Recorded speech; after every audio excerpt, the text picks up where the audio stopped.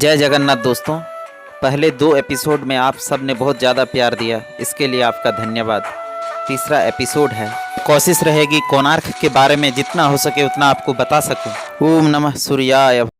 ये नवग्रह टेम्पल लिखा हुआ था बाहर में, मैं देख रहा हूँ क्या है।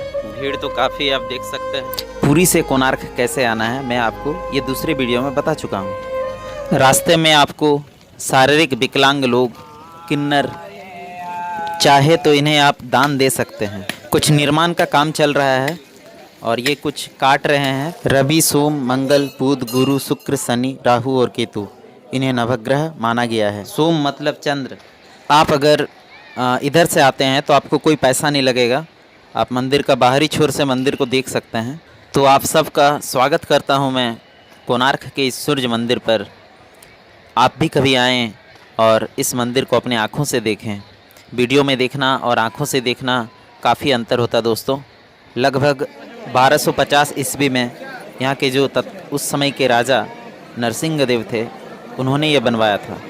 उनकी माँ ने कहा था कि आप एक सूर्य देव का मंदिर बनाएं, तो बस वही बात को लेकर उन्होंने ये मंदिर बनाया, जिसमें इन्हें लगभग 12 साल लगे। और कहा जाता है कि यह 1200 मज़दूरों के द्वारा ही बनाया गया था। और ये जो कलाकृतियाँ आप देख रहे हैं, ये उस समय भारतीय कला का एक परिचय है। भारत के 7 आश्चर्यों में कोणार्क को रखा गया है। कोणार्क का अर्थ होता है कोण प्लस अर्क। अर्क मतलब सूरज, कोण मतलब किनारा। इसी से लेकर कोणार्क शब्द का निर्माण हुआ है। आप सोच सकते हैं उस ज़माने में इस तरह की कलाकृतियाँ बनाना। तो यह समुद्र के किनारे था बिल्कुल, पर समय के साथ साथ यह मंदिर और समुद्र के बीच की दूरी बढ़ गई। कहा जाता है कि यह मंदिर पहले बंदरगाह के पास था, जहां आपका ये मंदिर के लिए जो पत्थर हैं वो या फिर दूसरे धातु हैं, वे बंदरगाह के हिसाब से मंगाए गए थे बोट पर, नाव पर। तो इससे पहले अगर आप चलते हैं 7वीं शताब्दी की ओर, जहां कोई चीन के आए थे, उन्होंने जिक्र किया है कि उस जमाने में भी एक सूर्य मंदिर था। शास्त्रों की माने तो श्री कृष्ण ने अपने पुत्र सांब को, जो काफ़ी सुंदर थे, उन्हें किसी कारणवश श्राप दे दिया था और उन्हें कुष्ठ रोग हो गया था। और उस रोग के निवारण के लिए वे अर्क क्षेत्र ओडिशा आए थे कोणार्क की ओर। उन्होंने उस श्राप से मुक्त होने के लिए सूर्यदेव की तपस्या चंद्रभागा नदी के किनारे की थी। और चंद्रभागा जो अभी सी बीच है, वो पहले एक रिवर हुआ करती थी, एक नदी थी जो कोणार्क के सामने से गुजरती थी। और समुद्र और नदी का संगम आज भी आप देख सकते हैं चंद्रभागा सी बीच पर। तो ऐसे था उस समय का जो इतिहास, जो हमें बताता है। राजमाता कस्तूरी देवी के आदेश पर राजा ने निर्माण कार्य आरंभ करवाया और उन्हें सिबे सामंतराय और बिसु महाराणा नाम के 2 इंजीनियर, जो उस समय के शिल्पकार थे या सुपरवाइज़र कर लें या मैनेजर कह लें, जो भी थे, उनको ये कॉन्ट्रैक्ट दिया कि आप इस मंदिर का प्रतिरूप बनाएं और मुझे दिखाएं। इसका प्रतिरूप देखकर राजा भी खूब प्रसन्न हुए और राजा ने अलग अलग जगहों से बालुई पत्थर, ग्रेनाइट, जो भी अष्टधातु एवं प्रयोग में आने वाली चीज़ है, उसका बंदोबस्त करवाया। कुछ पत्थर विदेशों से भी कहा जाता है कि मंगवाए। राजा के पास अपार धन संपत्ति थी। उन्होंने विश्वास एवं आस्था के साथ सूर्य मंदिर के निर्माण में उसे लगा दिया। और 1238 ईस्वी में बिसु महाराणा ने अपने अनुसार 1200 से ज़्यादा मजदूरों को अपने काम में लगाया। इस तरह निर्माण का कार्य प्रारंभ हो चुका था। और सूर्य की 3 मूर्तियां थी कहा जाता है, और उन 3 मूर्तियों में बाल्यावस्था, युवावस्था, प्रौढ़ावस्था। सूर्य की पहली किरण कहा जाता है मूर्ति में पड़ती थी और काफ़ी शानदार वो नज़ारा होता होगा उस ज़माने में। तो इस तरीके से वो मंदिर डिज़ाइन किया गया था। मंदिर का रहस्य तो काफ़ी अलग है।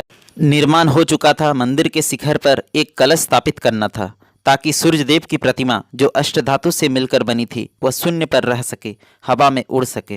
गुरुत्वाकर्षण भौतिक विज्ञान के नियमानुसार एक 50 टन का चुंबकीय पत्थर शीर्ष भाग में स्थापित करना था। अनेक प्रयासों के बाद भी यह काम हो नहीं पा रहा था। पूरी टीम चिंताग्रस्त थी। इसी बीच बिसु महाराणा का 12-13 साल का पुत्र धर्मा घर में माँ से जिद करने लगा कोणार्क जाकर पिता से मिलने के लिए। तरुण अवस्था में बच्चे थोड़े जिद्दी होते हैं। माँ ने बागीचे के फल एवं बुढ़िया नाम के कुत्ते के साथ उसे कोणार्क जाने की अनुमति दे दी। वह पिता से मिला। समस्या के बारे में जानकर धर्मपद ने कहा, अगर आप कहें तो मैं ये काम कर सकता हूँ। धर्मपद अपने घर में पिता को याद करके उनके सारे किताब पढ़ चुका था और उसे इंजीनियरिंग की ज्ञान मिल चुकी थी। धर्मा की प्रतिभा उम्र से काफ़ी बड़ी थी। लगभग 50 टन का कलश स्थापित हो गया। कोणार्क में खुशी का माहौल था। वहाँ के मजदूर इस 12 साल के बच्चे की अद्भुत प्रतिभा से नाराज भी कुछ थे। कुछ लोगों ने तो खुलकर विरोध भी किया। चूँकि राजा को पता चलता कि ये काम एक बच्चे ने किया तो हो सकता है सबको मृत्युदंड दे देते। धर्मा इन बातों को समझा और पिता को बोला कि 1200 लोगों की ज़िंदगी ज़्यादा ज़रूरी है, और सूर्य मंदिर के ऊपर से उसने समुद्र में छलांग लगाकर अपना देह त्याग दिया। आपको बता दूं, ऊंचाई लगभग 230 फीट थी सूर्य मंदिर की, जो बिना सीमेंट के बनी थी। धातु एवं चुंबकीय गुण वाले पत्थरों से यह मंदिर का निर्माण उस समय किया गया था। भव्य सूर्य मंदिर में प्राण प्रतिष्ठा के बाद पूजा होने लगी। राजा को धर्मा के बलिदान की बात पता चली। समय अंतराल में कुछ मूर्तियां गिरने लगे। राजा के आदेश पर पूजा बंद कर दी गई। शीर्ष पर लगे 52 टन के चुंबकीय पत्थर से समुद्री व्यापारी परेशान थे। जहाज़ों में लगा दिशा सूचक यंत्र काम नहीं करती थी। मौका मिलते ही पुर्तगाली नाविकों ने चुंबक तोड़कर ले गए। मंदिर क्षतिग्रस्त हो गया। पूरा स्ट्रक्चर इसी चुंबक पर बैलेंस था। 14वीं-15वीं शताब्दी में भारत में विदेशी आक्रमण होने लगा। इस मंदिर को वहाँ के स्थानियों ने, वहाँ के राजा ने मिलकर बालू में छुपा दिए। लगभग 300 सालों तक बालू में ढके रहने के बाद 1806 में अंग्रेज के शासनकाल में इस मंदिर का पहली बार पता चला और 1838 में बात होने लगी इसको फिर से नवनिर्माण करने की, और 1900 से 1903 के बीच में मूर्तियों को हटा दिया गया जो गिर चुके थे या क्षतिग्रस्त हो चुके थे, और उसे कोणार्क म्यूजियम में रखा गया। इस मंदिर के सारे द्वार को रेत द्वारा भरकर इसे सील कर दिया गया। सूर्य मंदिर कोणार्क विश्व की सांस्कृतिक एवं प्राकृतिक धरोहर के संरक्षणार्थ समझौता द्वारा विश्वदायी सूची में नामांकित किया गया है। कोई भी ऐसा स्मारक या प्राकृतिक स्थल जो मानवता के लाभार्थ संरक्षण के योग्य समझा गया हो का विश्वदायी सूची में नामांकन। आप चाहें तो पूरा पोस्ट करके पढ़ सकते हैं दोस्तों। कोयनापारा तत्कालीन समय में उड़ीसा के समुद्र तट पर स्थित महत्वपूर्ण बंदरगाह था।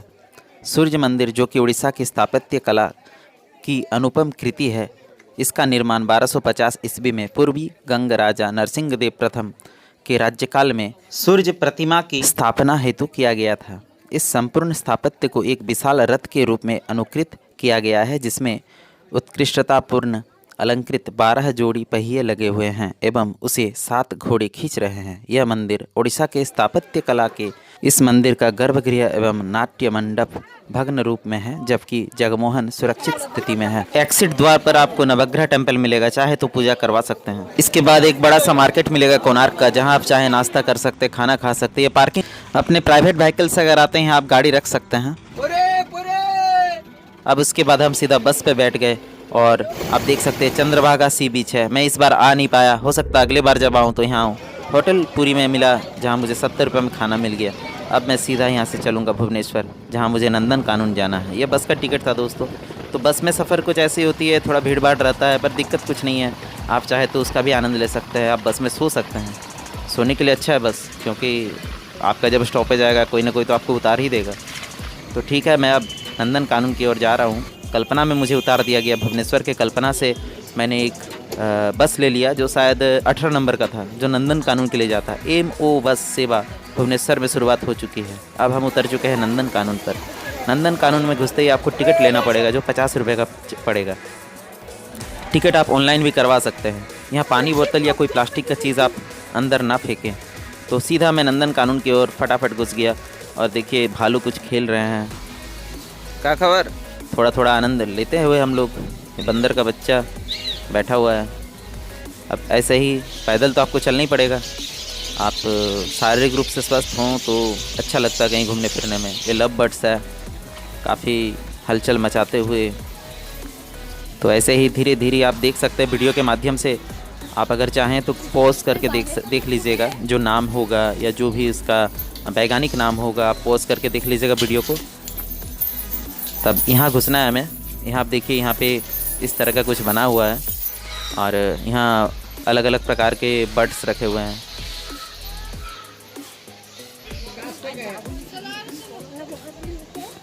देख सकते हैं नीलगाई, ये कुछ हिरन है। तो ऐसे जंगल टाइप का माहौल है। नंदन कानून दूसरा सबसे बड़ा जू है हमारे देश का। स्कूल में पढ़ने वाले विद्यार्थी को जू आना चाहिए 2 साल या 3 साल में एक बार कम से कम। इससे आपको बहुत कुछ सीखने को मिलेगी। यहाँ कुछ कंस्ट्रक्शन का काम हो रहा है। ये चिंपैंजी का बच्चा दौड़ के आता हुआ। यहाँ कुछ कछुए वछुए रखे हुए, कुछ सांप रखे हुए हैं। तो यहाँ देखिए किंग कोबरा लिखा हुआ है। तो ऐसे ही बस हम लोग आगे बढ़ रहे दोस्तों। आप देखिएगा काफ़ी भीड़ भाड़ का माहौल रहेगा, आपको फ़ोटो खींचने का भी उतना समय नहीं मिलेगा। तो जो है ये रियल आँखों से देखा हुआ चीज़ में और फ़ोटो में थोड़ा सा अंतर हो जाता है, क्योंकि यह आपका अनुभव है और आप अपने अनुभव को बहुत अच्छी तरह से बयान नहीं कर पा सकते कभी। एक छोटा सा बच्चा दिया हुआ। अब हम लोग को फिर से आगे चलना है शेर देखने के लिए, जो लगभग 2 किलोमीटर से ज़्यादा होगा।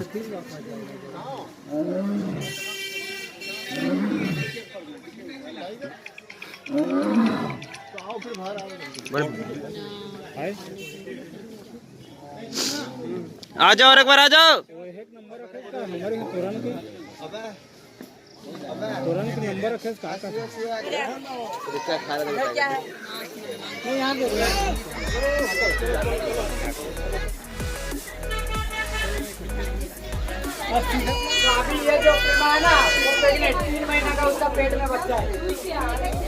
नंदन कानून में घूमने के लिए इलेक्ट्रिक गाड़ी जो है, इसका टिकट ऑनलाइन आपको 80 रुपये में मिलेगा पर पर्सन का। और ये जो भीड़ देख रहे हैं बस यही है, इलेक्ट्रिक गाड़ी का सब वेट कर रहे हैं। टाइगर आपस में खेलते हुए।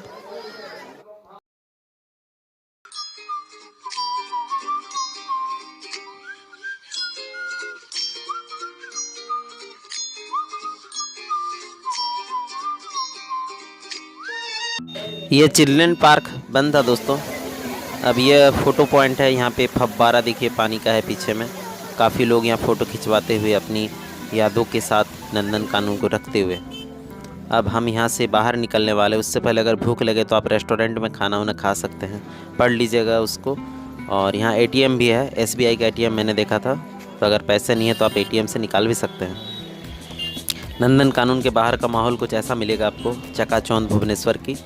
काफ़ी सारे लोग पैदल मिलेंगे चलते। और ये टूरिस्ट बस स्टॉपेज है। एक अंकल जी से बात हुआ था, उन्होंने मुझे कहा कि आप रात को आइएगा और हमारे यहाँ रुक जाइएगा। तो मेरा कुछ प्लान ऐसा है भुवनेश्वर में आज यहाँ रुकने का। और ये नेक्स्ट डे सुबह का है, जहाँ मैं चिल्का जाने की तैयारी कर रहा हूँ। तो मिलते हैं आपको अगले एपिसोड पे। तब तक के लिए धन्यवाद।